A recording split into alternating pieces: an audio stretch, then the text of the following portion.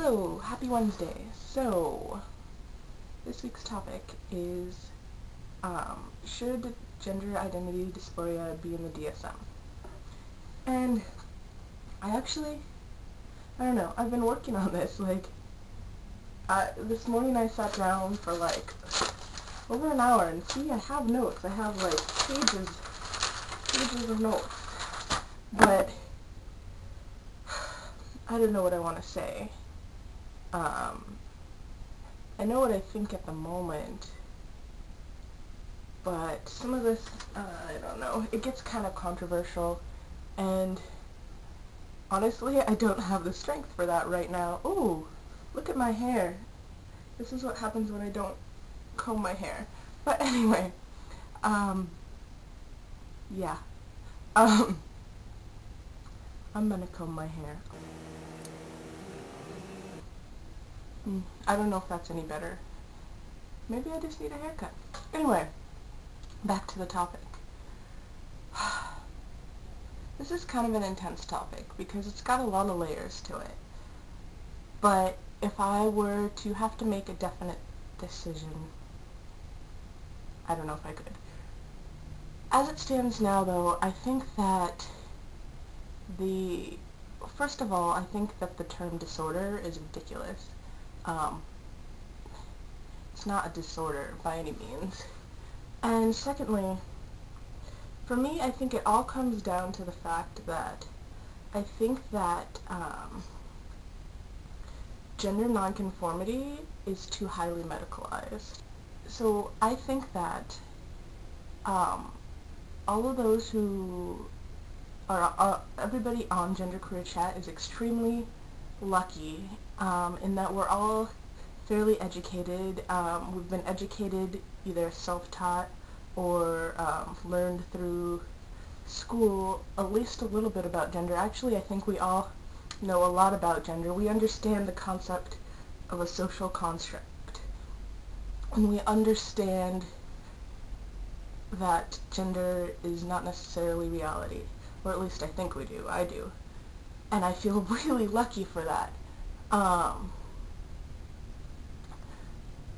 In my first sociology class, not my first sociology class, but after I transferred, so my first sociology class in a state college, junior year, is when I learned about social constructs.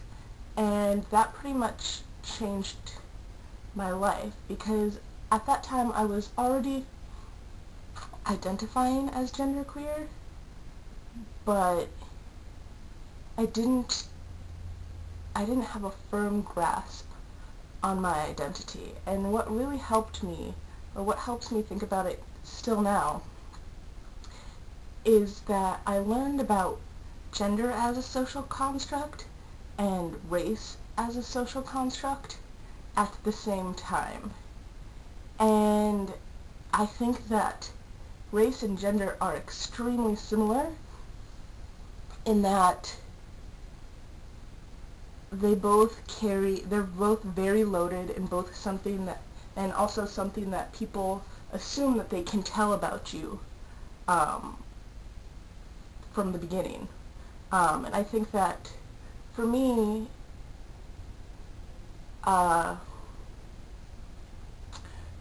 it's kind of interesting because I don't really have a gender. I mean, I do, but it's definitely jumbled and non-normal, or not really within the norm. And then my race, while becoming more popular, it exists more now. I see it more in younger kids than in people my age, being half black and half white, has always been kind of in the middle as well. So I see both of those things, and I've always, since I was a kid, really analyzed those things, more race than gender. But anyway, I found out that race was a social construct, and that gender was a social construct, or at least was given the words and tools to be able to understand that better. And it kind of dawned on me that, in my opinion, if I were to look at things from the perspective of being able to fit in to what I actually display, meaning being able to fit the general norms of society, or being what I actually am, quote unquote what I actually am, as far as norms and definitions, I guess. I wouldn't be black. I have been told many times throughout my life, as soon as some people have met me, they ask me about my race, which really used to bother me as a child. I don't really mind it now, just like I don't really mind having an incongruous gender, but I'm trying to describe this moment and it's not really coming out very clearly, but basically I decided that, in my opinion, changing my sex, or changing my perceived sex, meaning transitioning from female to male, would be very similar to changing my race.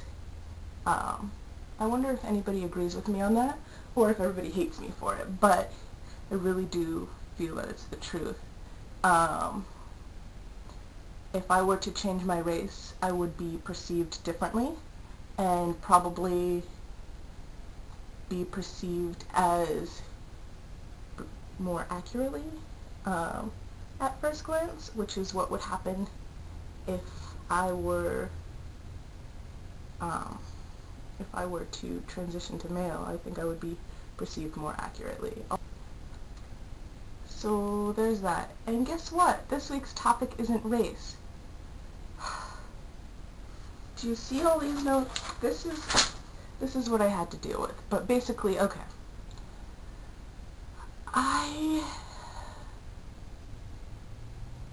think that there's an over-medicalization of gender.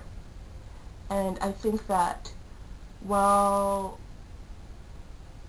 I mean, if you transition, great, good for you. Maybe you had to, maybe you felt you had to, maybe you wanted to. Do it for whatever reason you want. But what I worry about is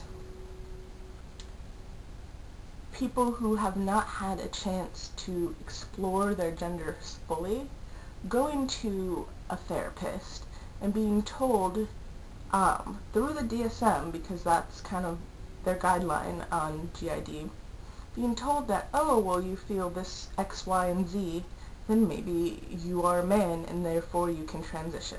Now, I don't know if this is exactly how it works, but that is the cure for GID, is to transition, from what I've read. And please, somebody correct me if I'm wrong there. And I just think that that's not the only solution, and that male and female, it's just not real. And this really isn't the best week for me to be answering this, or the best month or 2 months, because I am not very happy with gender at the moment, and I kind of just want to, I don't know, ignore it and hope that it goes away. But I can't do that.